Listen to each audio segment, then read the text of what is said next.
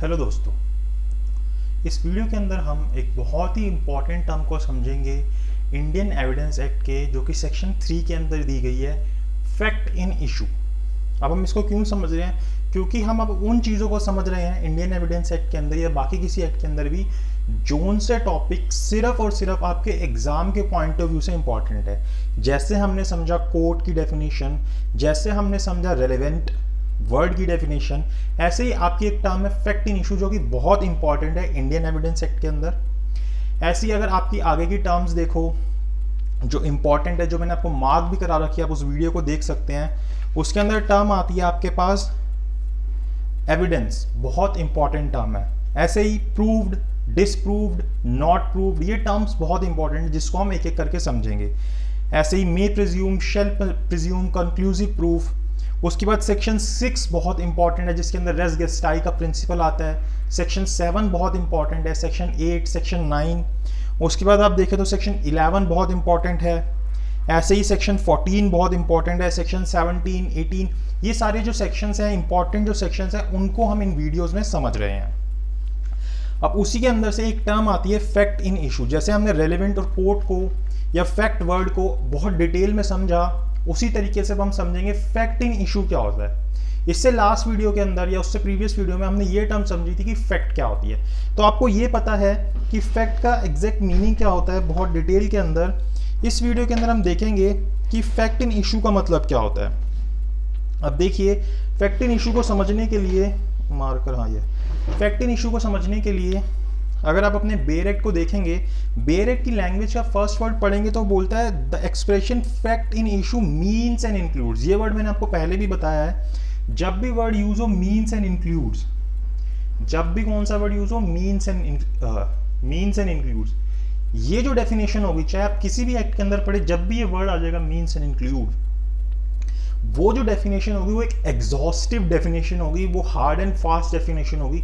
आपको उन वर्ड्स से बाहर नहीं जाना।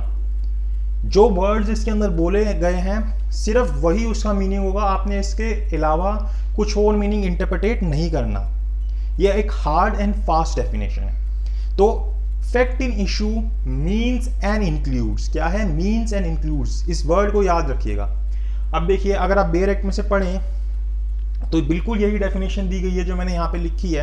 अगर आपको बेसिकली बताऊं बिल्कुल सिंपल लैंग्वेज में, जिससे आपको आगे की पूरी वीडियो समझ आएगी, फैक्ट इन इशू मीन्स एक पार्टी ने किसी चीज को असर्ट किया, एक पार्टी ने किसी चीज का दावा किया और दूसरी पार्टी ने उस बात को मना कर दिया, वो क्या बन गया? Fact in issue. मैंने कोई बात बोली, आपने उस बात को मना कर दिया, तो वो क्या बन गया? फैक्ट इन इशू बन गया। अगर मैंने कोई बात बोली और आप उस बात को मान गए तो फिर वो फैक्ट इन इशू आया ही नहीं। कौन सा फैक्ट जो इशू के अंदर आ गया, जिसके ऊपर विवाद है, कौन सा ऐसा फैक्ट है, उसी को हम फैक्ट इन इशू बोल देते हैं। चाहे आप सिविल केसेस में चले जाइए, चाहे आप क्रिमिनल केसेस में चले जाइए।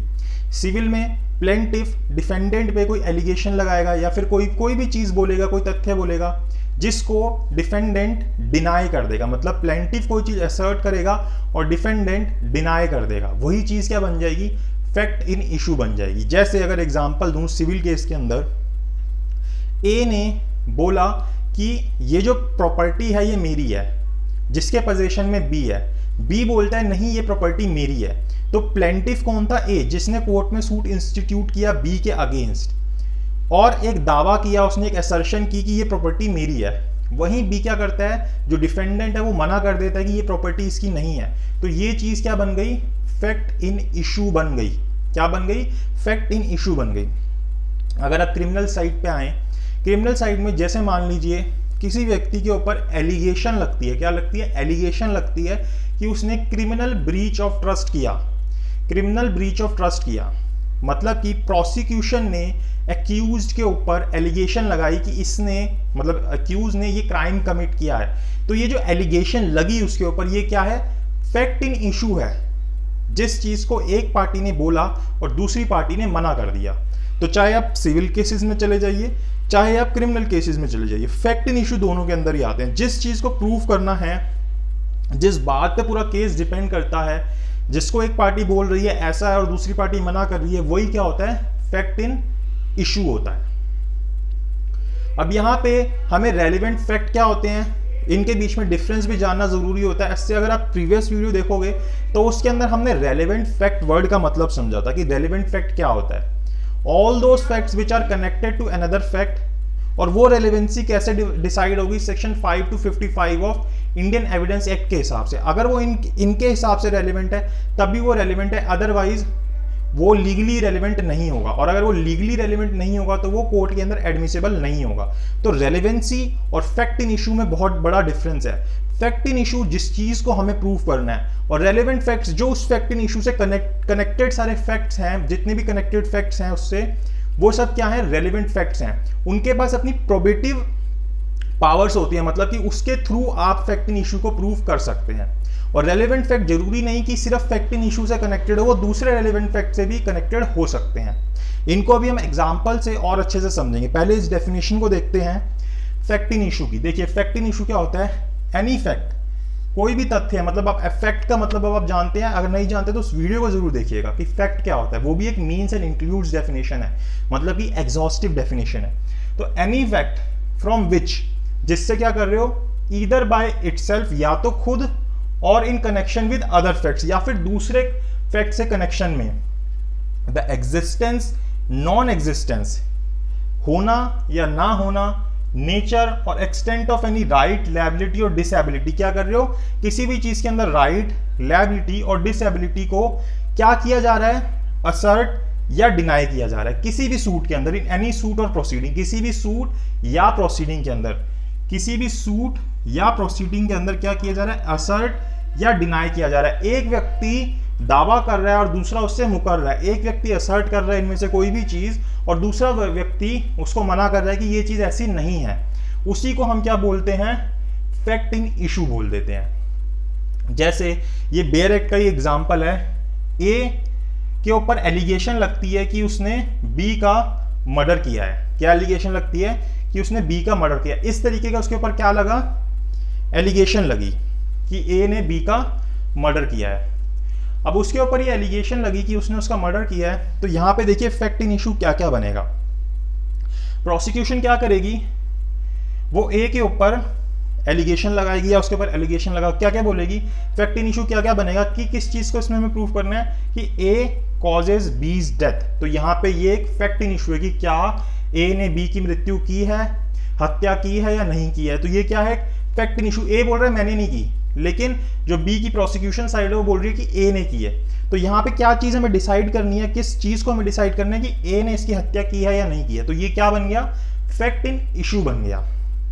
ऐसे ही ए इंटेंडेड टू कॉज बीज डेथ। अब इस चीज को हमें डिसाइड करना है कि क्या ए की इंटेंशन थी बी को मारने की, क्या उसके पीछे उसकी नीयत थी उसको मारने की। तो इस चीज को अगर हम डिसाइड कर रहे हैं तो ये क्या है, फैक्ट इन इशू। ए बोलता है मेरी नीयत नहीं थी उसको मारने को, हो सकता है मर गया, कुछ भी बोल रहा है वो, तो यहाँ पे हम चेक कर रहे हैं क्या उसकी इंटेंशन थी या नहीं थी। ये क्या है, फैक्ट इन इशू। ए मना कर रहा है लेकिन बी का प्रोसिक्यूशन साइड क्या बोल रही है कि इसी ने इसको इंटेंशन से मारा है। ऐसी A received sudden and grave provocation from B. A बोलता है कि मुझे सडन एंड ग्रेव प्रोवोकेशन मिली बी से, लेकिन बी की प्रोसिक्यूशन साइड इस बात को मना करती है कि नहीं, उसको सडन एंड ग्रेव प्रोवोकेशन नहीं मिली थी। ए ने एक बात बोली लेकिन जो प्रोसिक्यूशन साइड थे उसने उसको मना कर दिया। तो ये क्या है, fact in issue. Fact in issue किसी भी साइड से हो सकता है, जरूरी नहीं है कि प्रोसिक्यूशन साइड ही कोई बात को बोलेगी। दोनों में से कोई भी अगर कोई बात को बोलता है और दूसरा व्यक्ति अगर उसको मना कर देता है तो वो क्या बन जाता है, फैक्ट इन इशू बन जाता है। इसके लिए आपको एक और एग्जांपल दूंगा। उसके अलावा अगर आप जब सीपीसी का ऑर्डर 14 रूल 1 पढ़ोगे उसके अंदर भी सेम बात बोली गई है। अगर मैं आपको पढ़ के बताऊं, ऑर्डर 16 रूल 1 के अंदर बोलता है issue arises when a material proposition in fact और लॉ।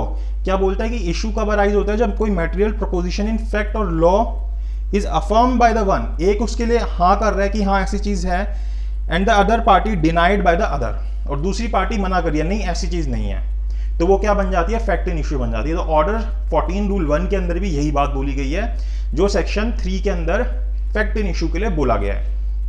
और वही चीज़ चाहे आप क्रिमिनल साइड पे आ जाए, वहाँ पे भी इसका मतलब यही निकलता है। तो ये चीज़ मैंने आपको बता दी कि चाहे सिविल हो चाहे क्रिमिनल हो, जैसे यहाँ पे एक पार्टी ने एलिगेशन लगाई और दूसरी पार्टी ने उसको डिनाई कर दिया, सेम क्रिमिनल के अंदर प्रोसिक्यूशन साइड ने एक्यूज के ऊपर एलिगेशन लगाई और एक्यूज ने उसको मना कर दिया। और जरूरी नहीं है कि सिर्फ प्लेंटिफ या फिर प्रोसिक्यूशन ही कोई चीज़ बोले, हो सकता है कि ये जो डिफेंडेंट या फिर एक्यूज है वो भी किसी बात को बोल सकता है, और जो प्रोसिक्यूशन और प्लेंटिफ है वो उस बात से मुकर जाए, तो वो भी फैक्ट इन इशू बन जाता है। जैसे अगर आपके पास रेफरेंस बुक है, जैसे इस रेफरेंस बुक के अंदर एक एग्जांपल दिया गया है, मैं आपको इससे समझाता हूँ। इसके अंदर क्या बोला, ए एक कैशियर था, ये बटुक लाल का एग्जांपल है, अगर आपके पास बटुक लाल है तो उससे समझ लीजिएगा। बोलता है कि A is a cashier in a factory, की ए जो है कैशियर था एक फैक्ट्री के अंदर। It is a duty of bring money from bank and distribute it to the labourers, और उसकी क्या ड्यूटी थी कि बैंक से पैसा निकाल के आए फैक्ट्री के बिहाफ पे और जितने वहां वर्कर थे उनको डिस्ट्रीब्यूट कर दे। अब a case under section 409 of IPC for criminal breach of trust is started against him, उसके ऊपर ये लगती है एलिगेशन कि उसने क्रिमिनल ब्रीच ऑफ ट्रस्ट की है सेक्शन 409 आईपीसी के अंदर।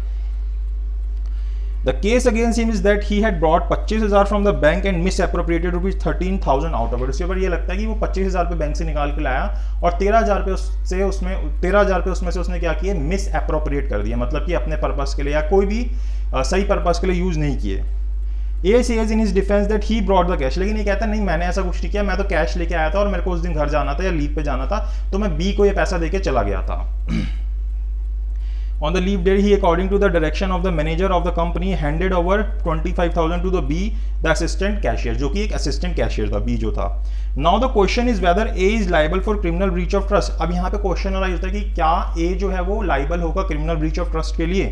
Now we should know that a criminal breach of trust, अब हमें पता होना चाहिए कि criminal breach of trust क्या होता है, उसकी क्या conditions होती है। अगर सेक्शन 409 ऑफ IPC को पढ़ोगे तो उसके अंदर उसकी क्या conditions होती है, तो अगर हम उसको पढ़ें तो वो अगर आप पूरा सेक्शन पढ़ोगे तो उसका एक थोड़ी सी बात बता देता हूँ, क्या बोलता है वो, whoever being in any manner entrusted with property, क्या entrusted with property मतलब कि अगर किसी को भी कोई प्रॉपर्टी एंट्रस्ट की गई है, दी गई है, डिसऑनेस्टली मिसएप्रोप्रिएट, वो क्या करता है उसको डिसऑनेस्ट इंटेंशन से उस प्रॉपर्टी को मिसएप्रोप्रिएट कर देता है, सही चीज के लिए यूज नहीं करता, और convert to his own use, या फिर उस प्रॉपर्टी को अपने लिए यूज कर देता है। भाई मैं तेरे पास अपनी प्रॉपर्टी रखवा के गया था और तूने उसको अपने यूज के लिए कर लिया यूज, तो क्रिमिनल ब्रीच ऑफ ट्रस्ट हो जाता है, वो is guilty of criminal breach of trust. तो ये होता है क्रिमिनल ब्रीच ऑफ ट्रस्ट में। अब यहाँ पे हम क्या देखेंगे, यहाँ पे अगर हमें ए को गिल्टी प्रूफ करना है कि उसने क्रिमिनल ब्रीच ऑफ ट्रस्ट किया है या नहीं किया है, तो हमारे पास बेसिकली क्या आएगा, सबसे पहले तो हमें ये देखना पड़ेगा कि क्या उसको प्रॉपर्टी एंट्रस्ट की गई थी, क्या उसको पास वो कैश दिया गया था। दूसरी बात, क्या उसने उस प्रॉपर्टी को डिसऑनेस्टली मिसअप्रोप्रिएट किया। तो अब यहाँ पे अगर हम फैक्ट इन इश्यूज बनाएं कि क्या क्या फैक्ट इन इश्यूज बनेंगे, मतलब कि क्या दावा किया जाएगा और उसको उससे मुकरा जाएगा, क्या क्या बन सकता है। Whether A is handed over money to B, क्या ए ने सही में बी को पैसे दिए थे, ये एक फैक्ट इन इशू है, क्योंकि ए ने दावा किया कि मैं तो पैसे मिसअप्रोप्रिएट नहीं किए, मैं तो बी को पकड़ा के चला गया था, तो ये क्या बन गया, एक फैक्ट इन इशू बन गया। एक व्यक्ति ने एक बात बोली लेकिन दूसरे व्यक्ति ने उसको मना कर दिया कि नहीं, बी बोलता है नहीं मेरे को पैसे नहीं दिए। Whether A work that day in the office, ये भी एक फैक्ट इन इशू है कि क्या ए ने उस दिन ऑफिस में काम किया था। ए बोलता है कि मैंने उस दिन काम नहीं किया था, लेकिन प्रोसिक्यूशन साइड बोलती है कि इसने काम किया था, तो ये क्या है, एक फैक्ट इन इशू, एक बात पे दावा किया गया, दूसरे व्यक्ति ने उसको मना कर दिया। Whether B work that day and distributed the money, क्या बी ने उस दिन काम किया और क्या बी ने पैसे डिस्ट्रीब्यूट किए। एक व्यक्ति ने बात बोली, दूसरे ने मना कर दी, ये क्या बन गया, फैक्ट इन इशू बन गया। तो ये सब क्या है, फैक्ट इन इशू है। तो इस तरीके से डिसाइड होता है कि फैक्ट इन इशू है या नहीं है। अब यहाँ पे जैसे क्रिमिनल ब्रीच ऑफ ट्रस्ट का, और अगर मैं बताऊं इसके अंदर, अगर ए यही मना कर दे कि मेरे को जो पैसा था वो हैंडेड ओवर किया गया, तो ये भी क्या एक फैक्ट इन इशू बन जाएगा। क्यों, क्योंकि जो प्रोसिक्यूशन साइड थी उसने बोला कि मैंने इसको पैसे दिए, लेकिन ए इस बात से मना कर गया।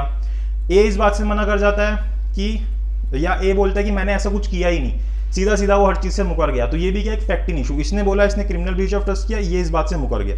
तो फैक्ट इन इशू क्या होता है, अगर आप बिल्कुल एकदम क्रक्स में देखोगे तो फैक्ट इन इशू मतलब होता है कि एक व्यक्ति ने एक बात बोली और दूसरा व्यक्ति उस बात से मुकर गया, तो ये क्या है, एक फैक्ट इन इशू है। और जो पूरा केस चलता है, चाहे वो क्रिमिनल हो चाहे सिविल हो, वो इसी चीज को रिजॉल्व करने के लिए चलता है कि फैक्ट इन इशू किसके फेवर में, कि जो बात बोल रहा है वो सही है या जो बात मना कर रहा है वो सही है।